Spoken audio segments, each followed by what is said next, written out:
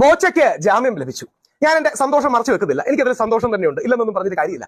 ബോച്ചയെ വ്യക്തിപരമായി പരിചയപ്പെടാൻ അവസരം ലഭിച്ചിട്ടുള്ള ഒരു വ്യക്തിയാണ്. ബോച്ചയ്ക്ക് എങ്ങനെ ജാമ്യം ലഭിച്ചത് എനിക്ക് വളരെ സന്തോഷം നൽകുന്ന ഒരു കാര്യമാണ്. ബോച്ചയ്ക്കുള്ള ഉത്തരവ് 3:30-ക്കാണ്, ഇന്ന് 3:30-ക്കാണ് ഇറങ്ങുന്നത്.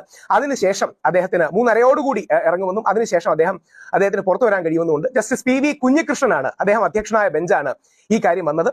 ബോച്ചയുടെ ജാമ്യ ഹർജിയെ സർക്കാർ കോടതിയിൽ എതിർത്തു. എന്തിനാണ് ഇനിയും കൂടുതൽ കാലം അദ്ദേഹത്തെ പിടിച്ചിടണോ? 6 ദിവസത്തോളം പുള്ളി ജയിലിൽ കിടക്കുന്നു.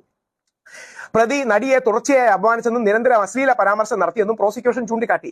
ഇവിടൊക്കെയാണ് വെറും കൈയടിക്ക് വേണ്ടി ചെയ്യുന്നതാണ്. കോടതിയുടെ സമീപനമെങ്കിലും എടുക്കണം. ഈ സംഭവം സമൂഹത്തിന് ഒരു സന്ദേശമാകണമെന്ന് പ്രോസിക്യൂഷൻ പറഞ്ഞു. ഇത് തന്നെയാണ് പ്രശ്നം. എങ്ങനെങ്കിലും ബോച്ചയെ ഒരു എക്സാമ്പിൾ ആക്കണം. എങ്ങനെങ്കിലും കുറെ പുരുഷന്മാരെ ജയിലിൽ പിടിച്ചിട്ടുണ്ട് ഞങ്ങൾ സ്ത്രീപക്ഷമാണെന്ന് കാണിക്കണം.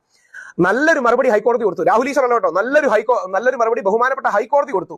പ്രതി റിമാൻഡിലായപ്പോൾ തന്നെ സമൂഹത്തിന് സന്ദേശം ലഭിച്ചു കഴിഞ്ഞു എന്ന് കോടതി പറഞ്ഞു. അതായത് സർക്കാരിനോട് പറഞ്ഞത്, പ്രോസിക്യൂഷനോട് പറഞ്ഞത്, നിങ്ങൾ ഓവർ ആക്കണ്ട, ഓൾറെഡി നല്ലൊരു സന്ദേശം സമൂഹത്തിന് ലഭിച്ചു കഴിഞ്ഞു.